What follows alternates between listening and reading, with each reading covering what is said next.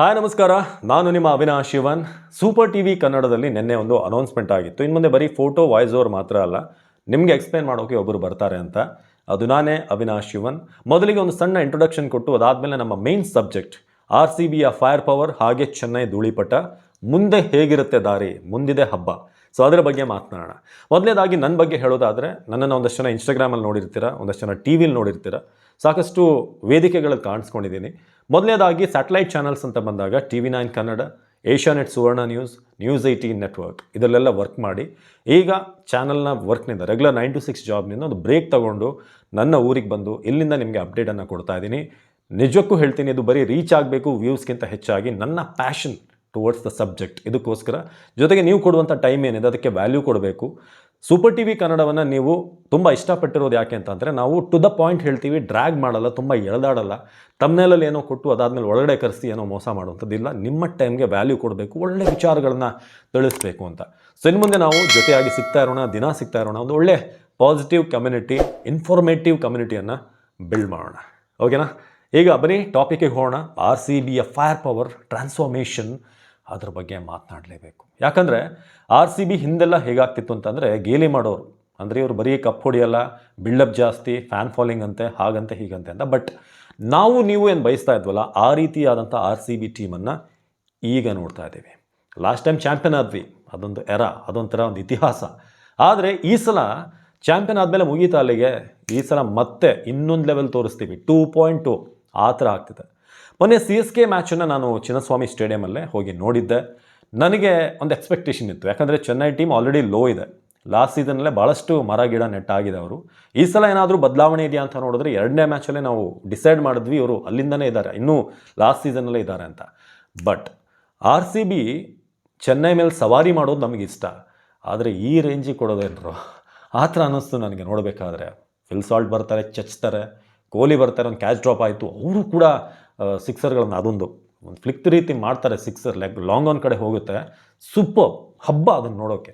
Phil Salt ಅಂತೂ ಕೇಳೋದೇ ಬೇಡ, ಚಟಾರ್ ಪಟಾರ್ ಅಂತ ಹೊಡಿತಾ ಇದ್ದಾರೆ ಆ ಕಡೆ ಈ ಕಡೆ. ಅದಾದಮೇಲೆ ದೇವದತ್ ಫಸ್ಟ್ ಮ್ಯಾಚಲ್ಲಿ ಅದ್ಭುತವಾಗಿ ಆಡಿದರು. ಅವರ ದೇಸಿ ಫಾರ್ಮ್ ಕೂಡ ಚೆನ್ನಾಗಿದೆ. ಇನಿಷಿಯಲಿ ದೇವದತ್ ಪಡಿಕಲ್ ಸ್ವಲ್ಪ ಸ್ಟ್ರಗಲ್ ಮಾಡ್ತಿರೋ ಹಾಗೆ ಕಾಣಿಸ್ತಾ, ಅಂದರೆ ಸಿಂಗಲ್ಸ್ ಅಂದರೆ ತುಂಬ ಬಾಲ್ ಟು ಬಾಲ್ ಆಡ್ತಾಯಿದ್ರು. ಆದರೆ ಒನ್ಸ್ ಅವರು ಪಿಕಪ್ ಆದಮೇಲೆ, ಸೆಟ್ ಆದಮೇಲೆ ಅವರು ಕೂಡ ಕೊಡೋಕ್ಕೆ ಶುರು ಮಾಡಿದ್ರು. ಅವರು ಕೂಡ ಒಂದು ಲಾಂಗ್ ಆನ್ ಮೇಲೆ ಫ್ರಂಟ್ ಫುಟ್ ಬಂದು ಒಂದು ಎತ್ತಾರೆ, ಲಾಫ್ಟೆಡ್ ಶಾಟ್, ಸೂಪರ್. ಸೊ ಅದಾದಮೇಲೆ Rajat Patidar.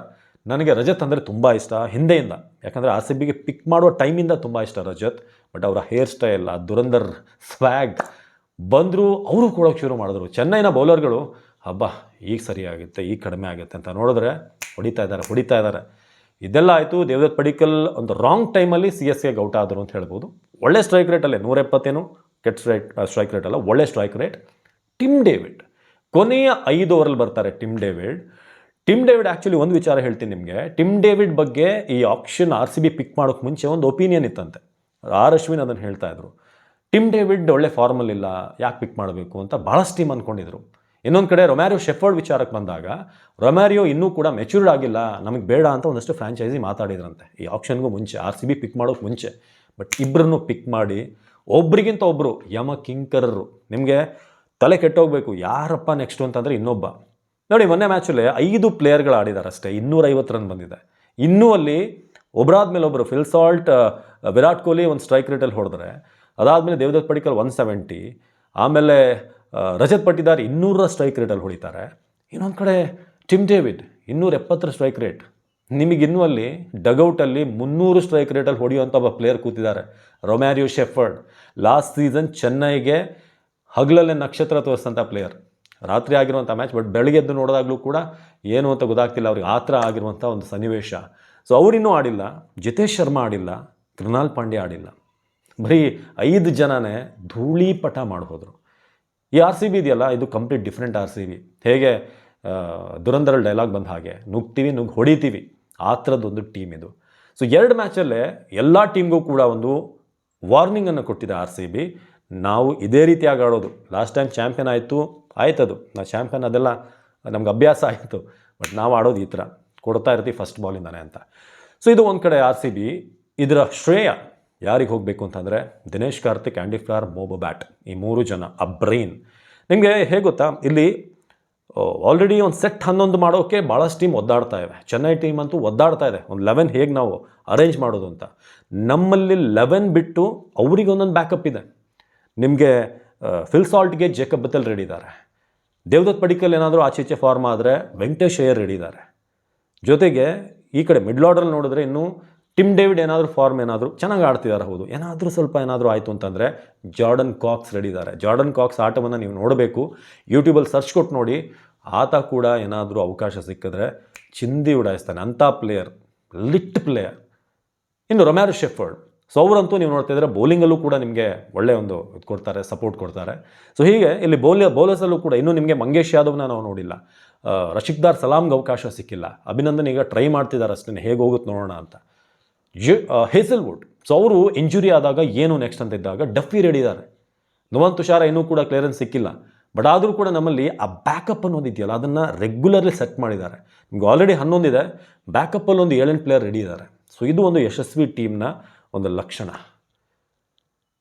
So RCB team CSKನ ಹೊಡೆದಿದ್ದೆ ಅನ್ನೋ ವಿಶೇಷ ಅಲ್ಲ, ಬಟ್ ಆ ರೇಂಜಿಗೆ ಹೊಡೆದಿದ್ದಲ್ಲ ಅದಂತೂ ನಿಜಕ್ಕೂ ಆಸಮ್.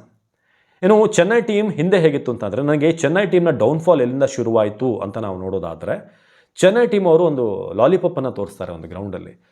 ಅಲ್ಲಿಂದ ನನಗೆ ಆ್ಯಸ್ ಎ ಫ್ಯಾನ್ಸ್ ಅವರು ಸೋತರು ಅಂತ ಅನ್ನಿಸ್ತು. ಏನೇ ಮಾಡಿ ನೀವು ಅದನ್ನು ಗ್ರೌಂಡಿಗೆ ತಂದು ಲಾಲಿಪಾಪ್ ಎಷ್ಟು ದೊಡ್ಡ ಏನೋ ಒಂದು ಫ್ಲೆಕ್ಸ್ ರೀತಿಯ ತರೋದು, ಅದನ್ನು ತೋರಿಸೋದು ನೀವು ಪ್ಲೇಯರ್ಗಳಿಗೆ ಮಾಡುವಂಥ ಅವಮಾನ.